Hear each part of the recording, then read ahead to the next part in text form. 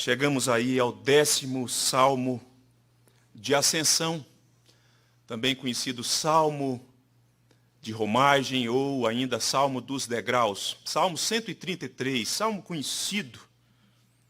Esse salmo é um salmo muito conhecido. O tema da nossa mensagem nessa noite é a experiência do peregrino. A experiência do peregrino. Eu poderia falar sobre os benefícios da unidade, mas depois você vai ver o porquê que eu estou usando esse conceito, a experiência do peregrino. A experiência da unidade que ele tinha e o levou a proferir, portanto, este salmo. Salmo 133, olha que delícia para o nosso coração. Ó, como é bom e agradável viverem unidos os irmãos. É como óleo precioso sobre a cabeça, o qual desce para a barba de Arão, e desce para a gola de suas vestes. É como o orvalho do Hermon, que desce sobre os montes de Sião. Ali ordena o Senhor a sua bênção e a vida para sempre. Note que a mensagem desse salmo, ela tem um teor adocicado, né? Ela é uma mensagem assim suave, doce, né? É uma melodia, a sonoridade desse cântico adentra os nossos ouvidos numa suavidade, numa coisa gostosa. Se você está lendo em silêncio, você se deleita nesse salmo. E quando você escuta, igualmente você se deleita, como é agradável, como que é maravilhoso ler este salmo, ouvir a leitura deste salmo, cantar este salmo, meditar neste salmo, ouvir essa palavra de Deus para a nossa vida. Calvino chega a dizer sobre este salmo, ele diz o seguinte, que este salmo ensina sobre a santa harmonia que prevalecia sobre a nação. A santa harmonia que prevalecia sobre a nação. Quero fazer aqui uma pausa, porque a gente está falando de união, de unidade. Eu quero perguntar, como está a unidade, a união da sua família? Como é que está a sua família?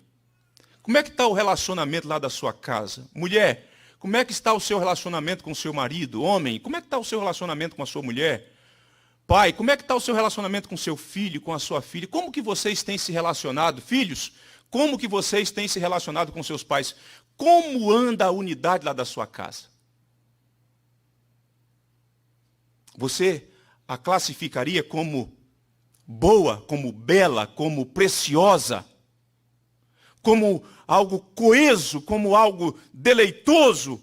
Você diria como João Calvino diz, pensando na nação de Israel, dizendo que há uma santa harmonia na sua casa? Nós, família IPG2, nós podemos dizer que há uma santa harmonia que prevalece sobre nós, entre nós, que permeia as nossas vidas, as nossas convivências, os nossos relacionamentos. Como que nós classificaríamos as nossas relações? Um outro escritor do Antigo Testamento, ele diz o seguinte, a unidade é um dom de Deus e uma responsabilidade sagrada. Ao mesmo tempo que ele diz que é um dom de Deus, um presente de Deus, ele diz que é uma responsabilidade sagrada. E eu penso que este salmo, ele ganhou a finalidade nesse contexto deste bloco de salmos, dessa seleção de salmos, dos salmos de ascensão do 120 até o 134, ele ganhou uma finalidade exortativa.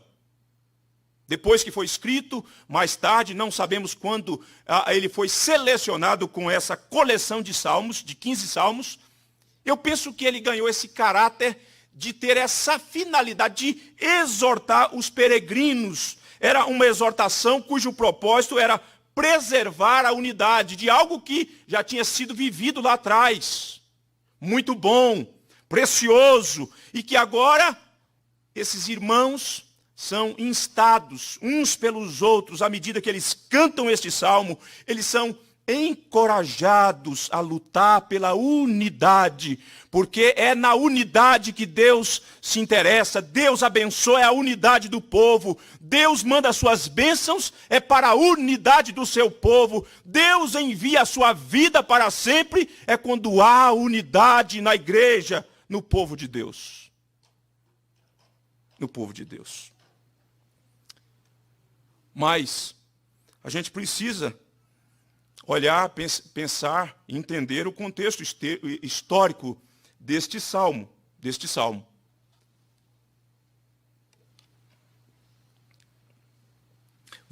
Nós temos as escrituras do primeiro livro de Samuel, o reinado de Saul. Saul, ele tem o seu reinado, e durante o seu reinado, num determinado momento, depois que as mulheres de Israel fizeram uma cantigazinha para Davi, vocês se lembram?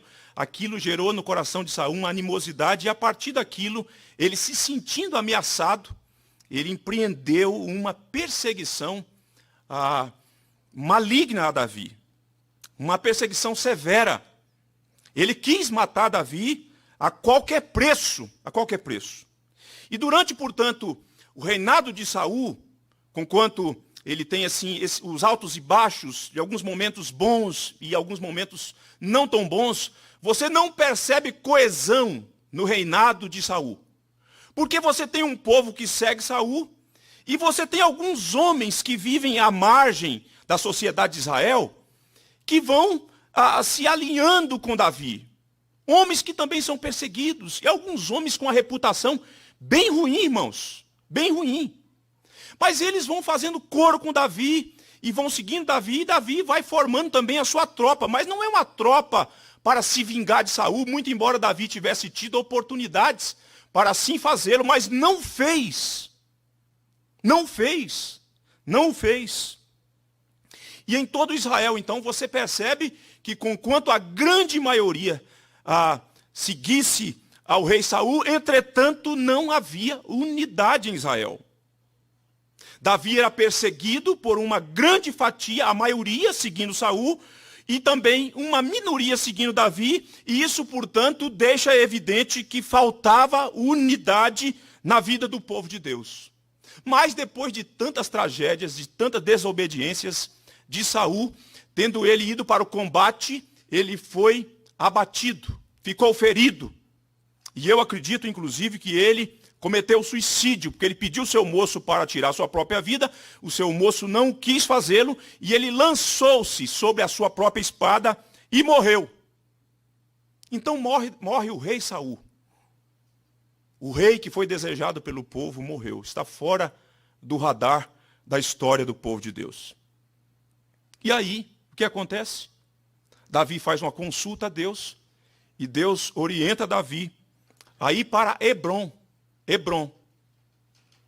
que ficava a 30 quilômetros de Jerusalém. E ali Davi, ele encontra agora eco da sua tribo, da tribo a qual ele pertence, de Judá, e ele então experimenta a cerimônia pública da unção, ou de ser ungido rei, embora ele já tivesse sido ungido pelo profeta Samuel, mas num ambiente mais intimista, familiar. Agora, publicamente, ele é ungido rei, aclamado rei, na cidade de Hebrom. Mas só tem uma tribo seguindo Davi. As outras tribos ainda estão distantes. O comandante, o capitão do exército de Saul, Abne, ele então resolve aclamar rei o filho de Saul, porque nem todos os filhos de Saul morreram na batalha. Isbosete foi então ungido, declarado rei.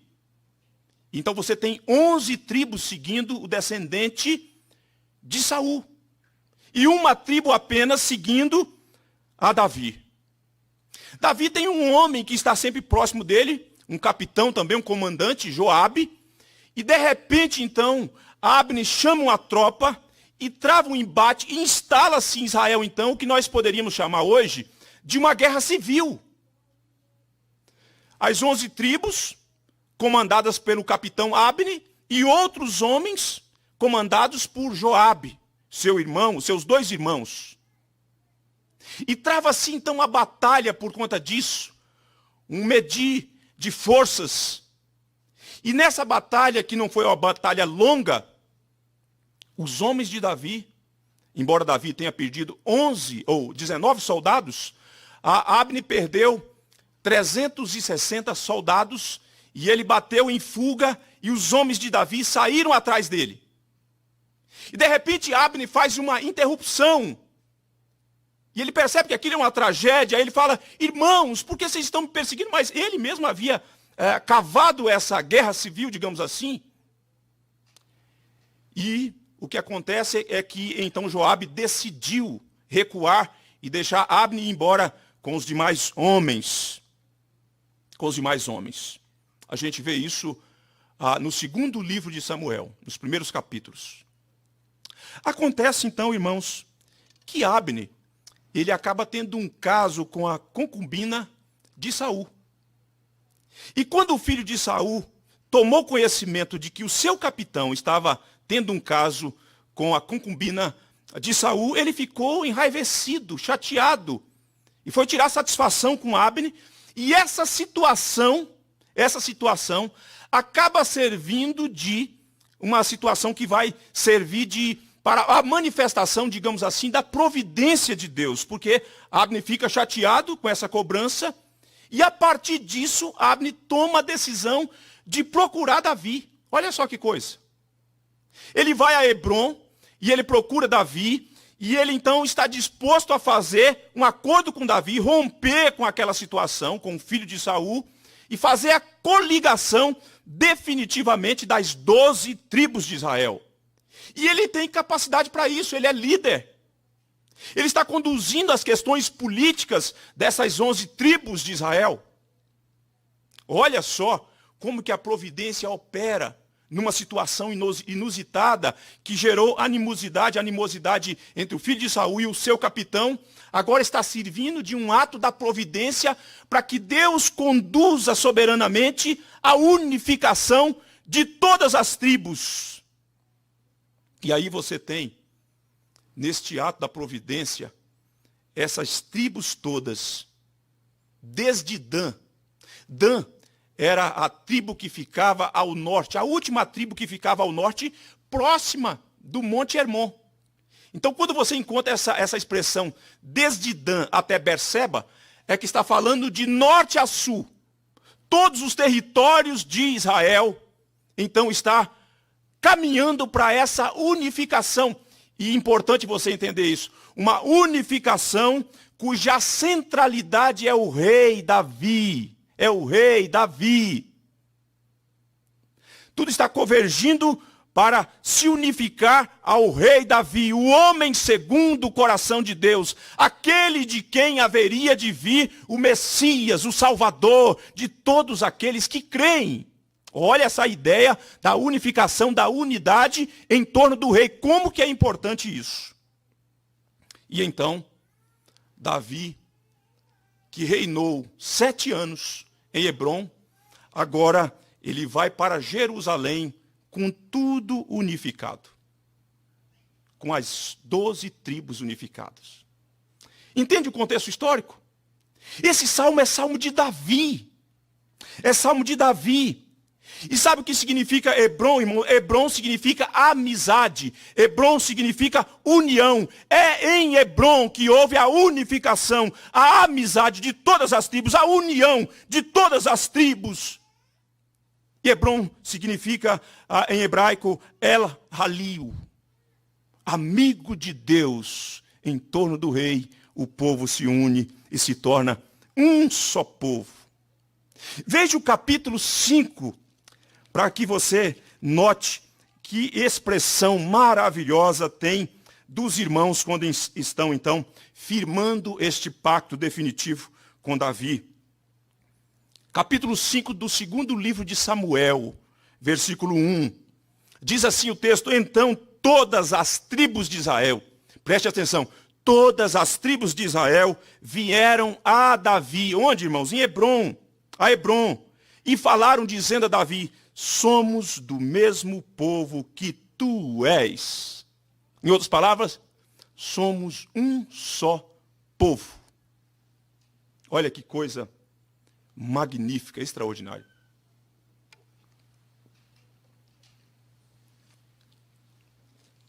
Hebrom, amizade. Hebrom, união. As coisas estão acontecendo em torno de um homem que é um tipo de Cristo. A unidade ocorre em torno de um rei. Isso vai nos preparando para entender como que a unidade se dá.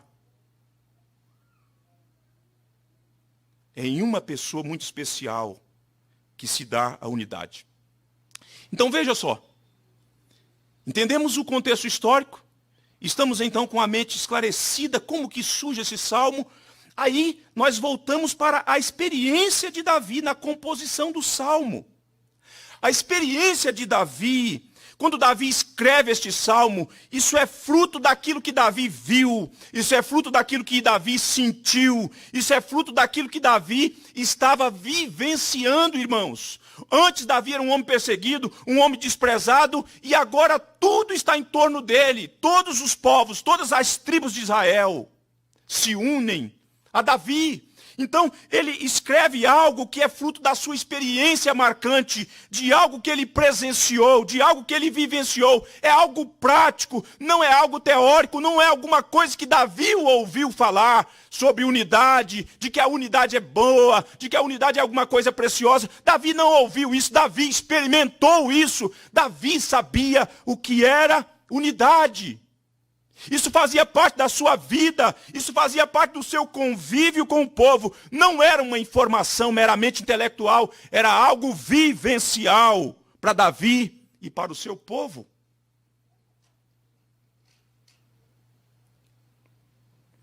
A gente sabe quando a coisa vai bem, uns com os outros, não sabe? Você sabe quando a sua relação está boa com a sua mulher.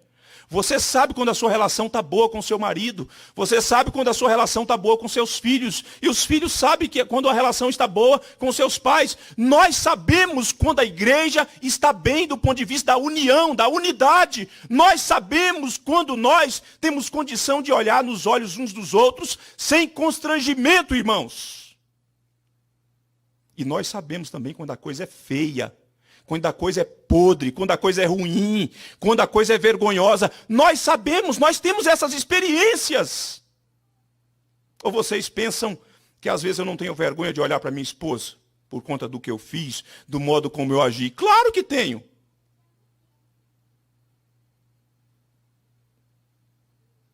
É.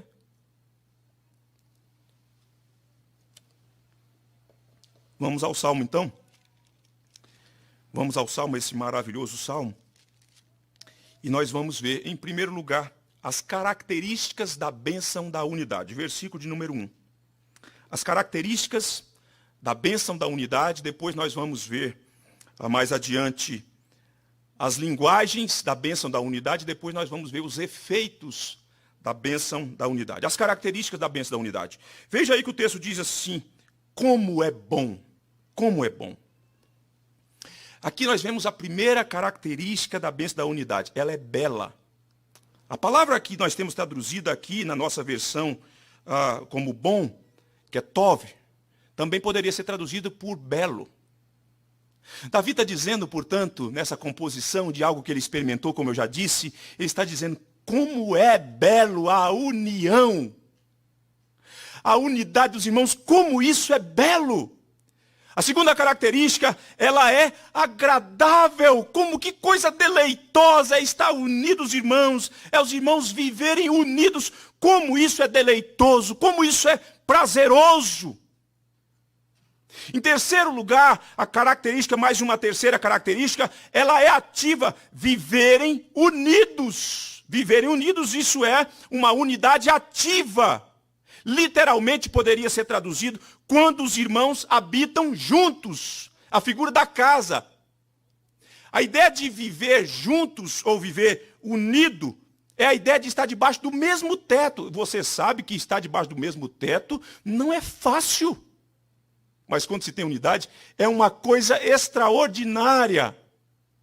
Tem gente que casa, né, com aquele movido pelo romantismo de Hollywood, quando entra para debaixo do mesmo teto, que o outro começa a mostrar as unhas, coisas que não se conheciam no namoro nem no noivado, o cara fica até amedrontado, e a menina mais ainda. Porque ela fala, olha, esse sujeito não era príncipe, não. Não é tão príncipe quanto eu pensei que fosse. Então você nota que essa unidade, a bênção da unidade, tem essa característica, ela é ativa. Não se trata de seres inanimados, sem vida. A vida é algo dinâmico. A vida é uma união entre os irmãos, uma vivência entre os irmãos. E nessa ideia de que essa união ela é ativa, dinâmica, envolve comunicação, envolve harmonia, envolve empatia, envolve o relacionamento em todo o seu bojo, com todas as suas facetas. Ele está dizendo, portanto, que essa característica, uma dessas características é que ela é ativa, ela é dinâmica, não é algo estático, é vivencial. Mas uma quarta característica da bênção da unidade é que ela é abrangente, viverem unidos os irmãos. São 12 tribos, irmãos. E quando Davi olha para esse relacionamento, para esse pacto agora firmado, Davi diz e compreende que agora não é a tribo de Judá isolada. Somos um só povo. Somos irmãos. Somos descendentes do mesmo Pai, somos amados com o mesmo amor, somos alcançados com a mesma graça, recebemos o mesmo perdão, e este Pai amoroso nos uniu providencialmente, graciosamente, soberanamente, Ele nos trouxe daqui, dali, dacolá, e nos agregou. Davi está falando, portanto, que esses irmãos vivem unidos, e mostra, portanto, essa abrangência deste relacionamento. Que coisa extraordinária! Diferenças? Muitas. Um tem o cabelo crespo, o outro tem o cabelo liso, alguns que nem têm cabelo, e por aí vai, alguns têm muito cabelo, né, Henry? Mas somos irmãos. Somos irmãos.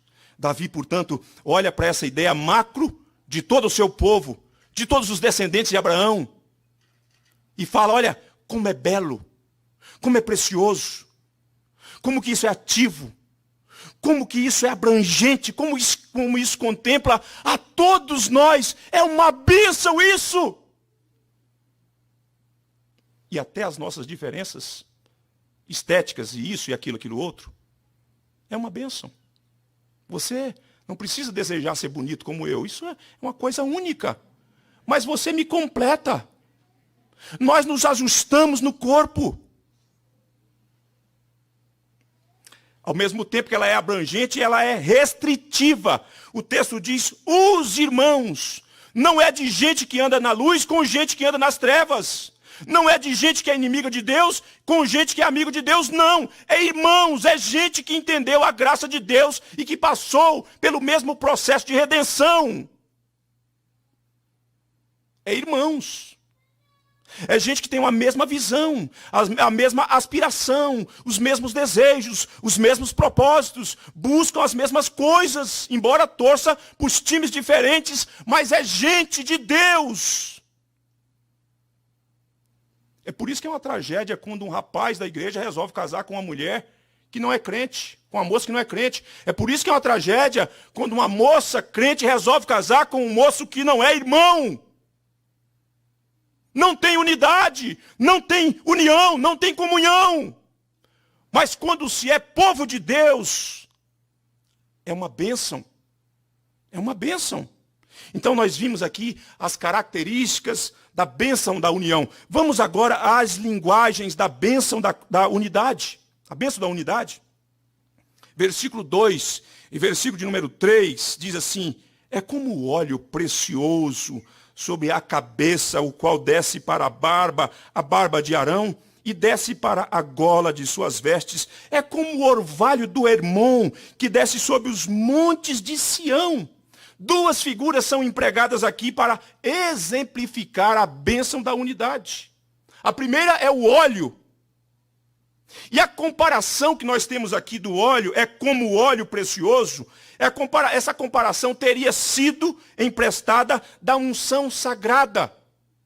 De algo muito importante que Davi conhecia, que o seu povo conhecia, o óleo precioso, que está lá no livro do Êxodo, capítulo 30, versículo 23 em diante, você vai encontrar como que era preparado esse óleo precioso, esse óleo da unção do sacerdote. Era uma fórmula especial, os ingredientes eram minuciosamente escolhidos, era um óleo perfumado, com uma fragrância maravilhosa, deliciosa para aquele contexto e para aquele rito.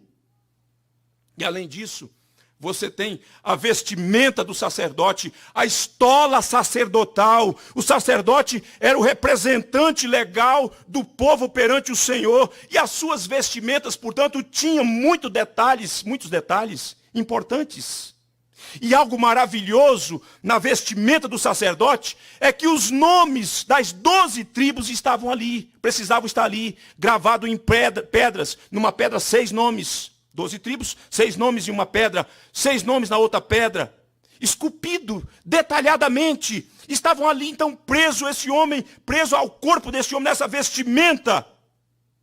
E agora, nesse momento, com esse rito soleníssimo, só o sumo sacerdote, o óleo tinha que ser exclusivo para aquela finalidade. Tinha vários tipos de azeite em Israel, mas esse era para essa unção específica. Da conta o livro do Êxodo, capítulo 28, capítulo 39, Levítico. Você encontra todos os detalhes de como proceder nessa cerimônia.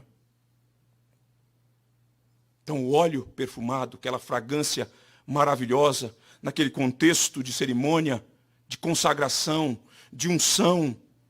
E esse homem carregando nas suas vestimentas os nomes das 12 tribos. Estamos falando de uma linguagem de unidade, irmãos, preste atenção. Os nomes das 12 tribos nas vestes e o óleo sendo derramado na cabeça do sumo sacerdote. E não era uma gotícula de óleo não, irmãos. Era óleo abundante. E aquilo ia descendo na sua cabeça e permeando, descia para a sua barba, ia descendo pelo seu pescoço, corpo, ia descendo, e a gola aqui traz a ideia para a gente dessa ideia aqui, né? Mas não, é a parte inferior das suas vestimentas, dando a ideia, portanto, que o óleo ia permeando todo o seu corpo. Os nomes das tribos estão no seu corpo, de pendurado no seu corpo, mostrando, portanto, a unificação. É por isso que ele usa essa figura do óleo. E o que a figura ensina sobre essa unidade? Primeiro, ela é valiosa. O óleo era um óleo precioso, mostrando a valiosidade deste instrumento. Ah, queridos irmãos, a unidade do povo de Deus é valiosa, é algo incomparável, é algo único, é algo singular. Além disso, segundo lugar, ela é completa, é o corpo todo, alcançando as 12 tribos, o povo de Deus. Ela é singular, não poderia haver imitação de óleo, desse óleo não poderia. Deus havia proibido, não pode fazer um óleo para imitar a este óleo. Ele é só para essa finalidade. E ela é fragorosa. Ninguém pode impedir o seu perfume. O óleo está derramando e a essência, o aroma estava se espalhando. A unidade do povo de Deus é um bom perfume entre nós, é um bom perfume para o mundo, para que o mundo veja que Deus nos amou, que Deus nos uniu, que Deus fez de nós um só povo, o Israel de Deus, a igreja de Deus. Ela é unificadora, é isso que a figura está ensinando. Unificando as 12 tribos, ela é como óleo precioso. E a segunda figura, o orvalho. O orvalho. O Monte Hermon, como eu disse a vocês, ficava lá na cabeceira, depois de onde ficava o território da tribo de Dan. Aproximadamente, alguns estudiosos dizem que cerca de 2.700 a 3.000 metros de altitude, lá no topo.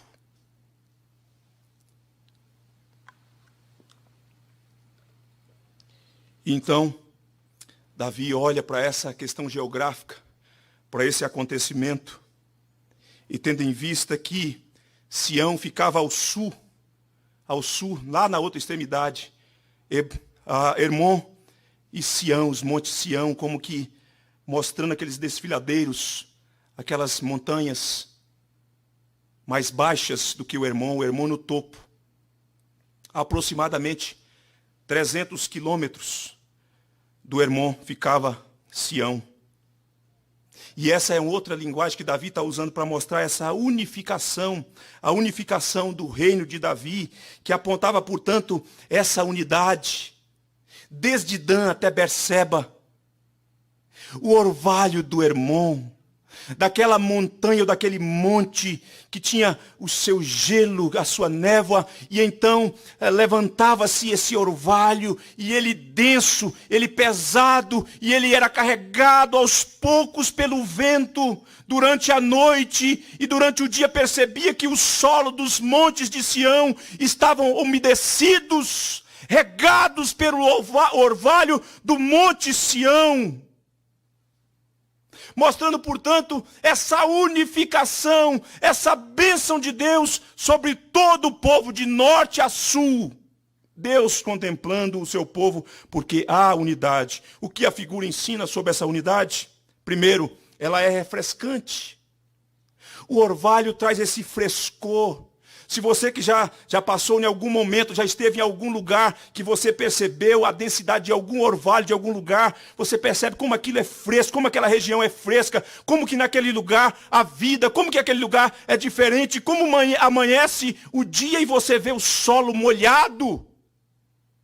Isso é importantíssimo, isso era fundamental para a compreensão dos nossos irmãos. Ela é também vivificante, ela supre a seiva da terra, ela traz vida onde não há vida.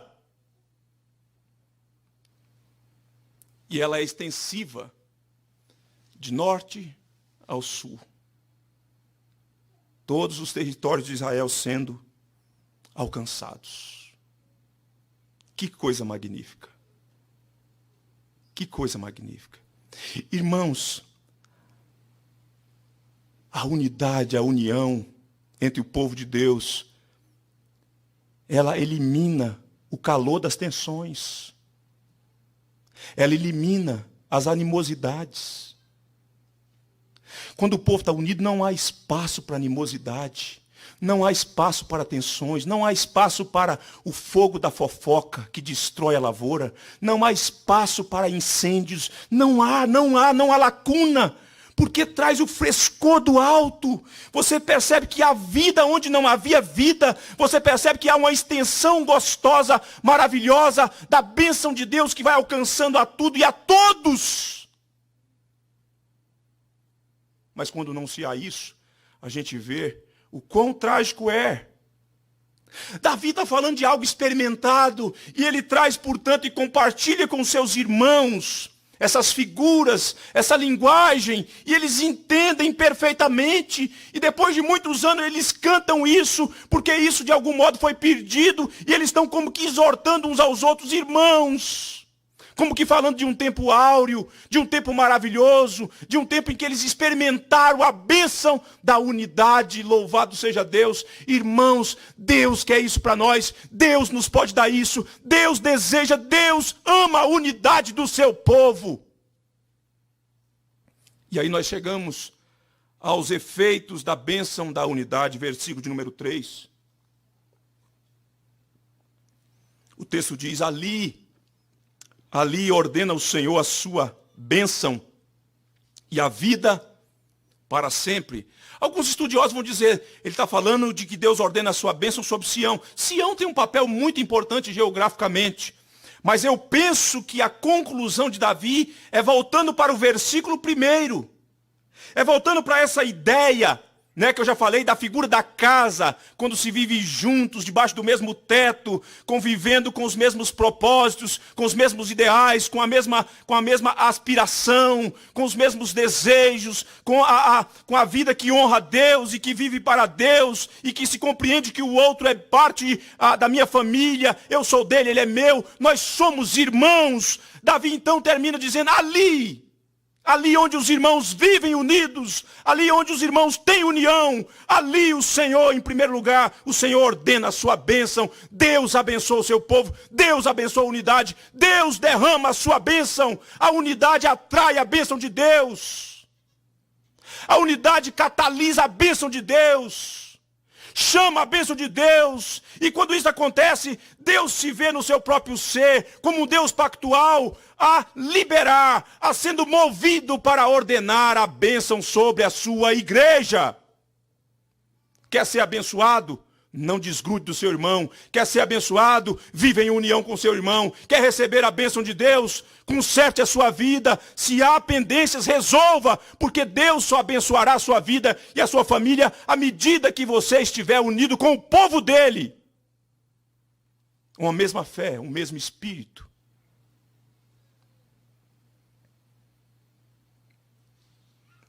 O povo, a igreja de Deus, que milita em prol da unidade fraternal, goza de saúde espiritual. Quer saber se uma igreja ela está com saúde? Veja se há coesão. Quer saber se uma igreja está com saúde? Veja se há harmonia na vivência. E não é harmonia de vivência o sacrificando a verdade. Não, de jeito nenhum. Porque a verdade, que é o fundamento que nos une. Sem verdade não há unificação que atrai a bênção de Deus. Não é a preço da verdade. Não é sacrificando a verdade.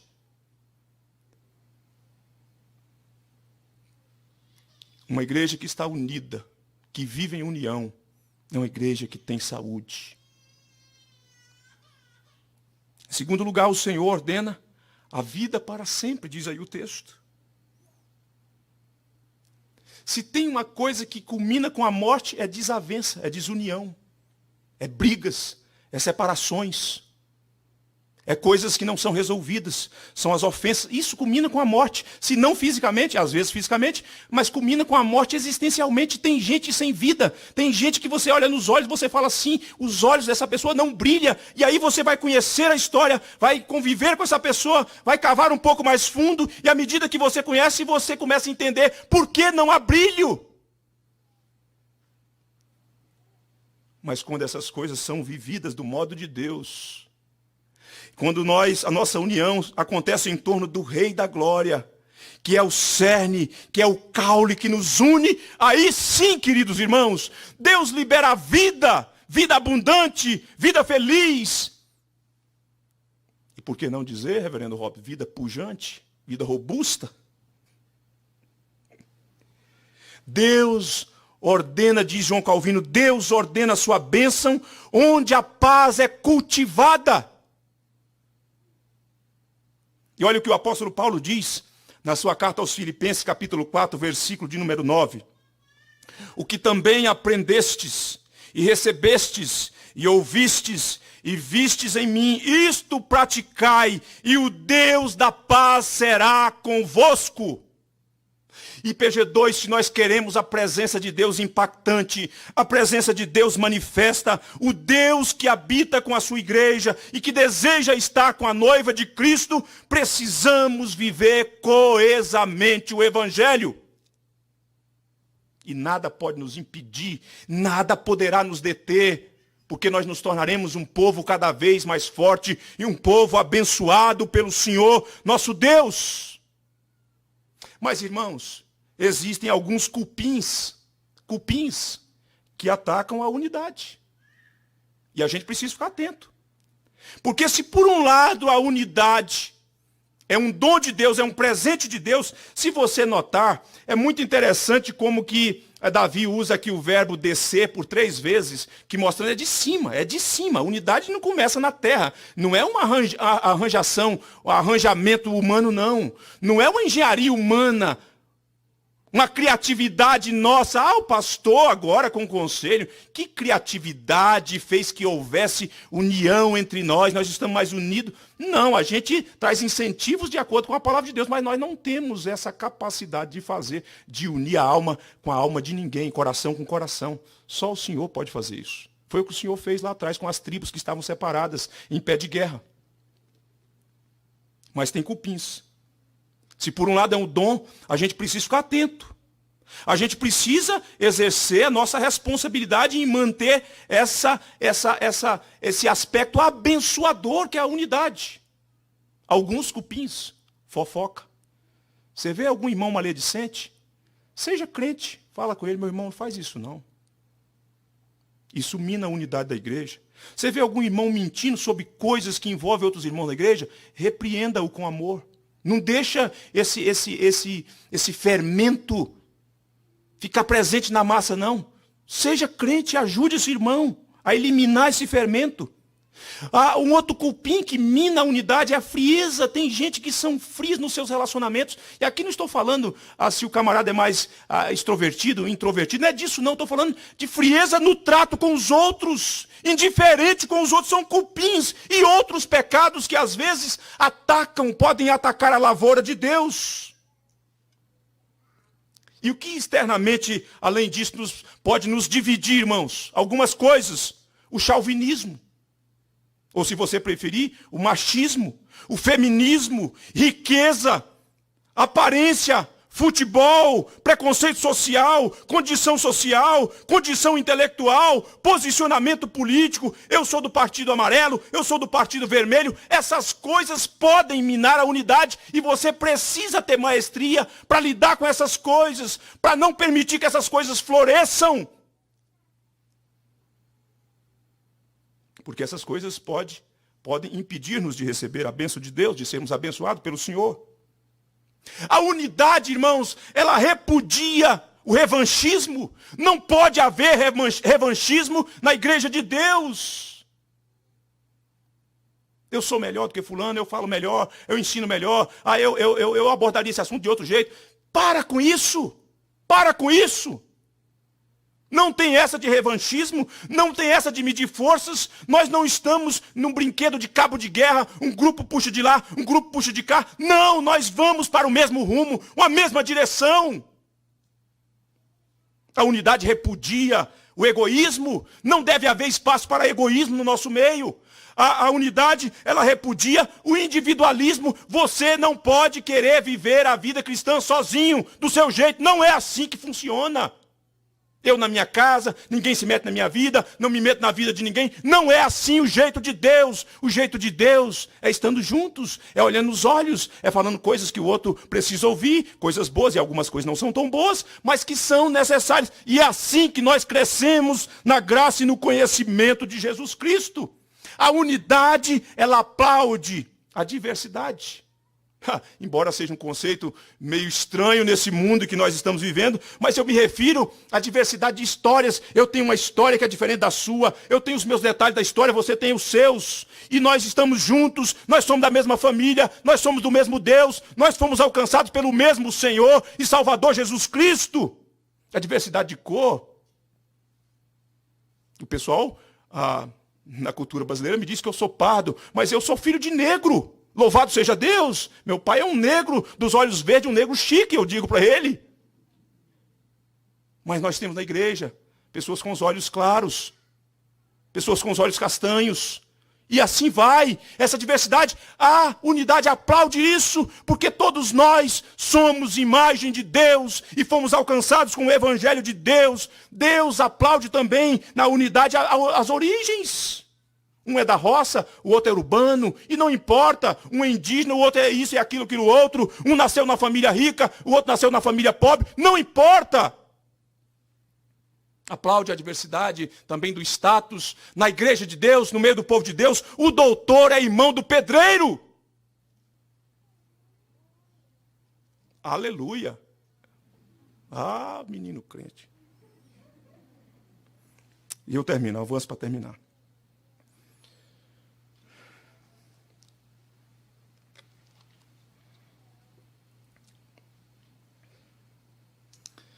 Quem aqui já assistiu os filmes X-Men? X-Men. Eu assisti, eu acho que todos com meu filho José, né? Agora eu estou numa outra etapa com o João, né? De assistir alguns. X-Men. A filosofia do X-Men, eu sempre quando vejo filme, eu procuro botar os óculos da cosmovisão cristã, né? Então, o X-Men, se você olhar dentro do que vai acontecendo, a filosofia é mostrar a difícil tarefa de conviver com o diferente. Você tem os caras que têm poderes, tem aqueles que são os humanos normais, e isso gera uma tensão na sociedade, e alguns que têm poderes querem massacrar os que não têm poderes. Então é a difícil tarefa da convivência. Essa é a filosofia do X-Men.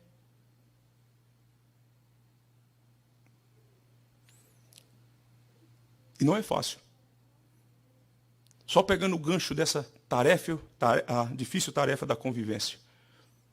Mas eu quero te dizer, eu quero considerar aqui algumas aplicações sobre como que isso se torna possível, já na visão, na filosofia do reino de Deus.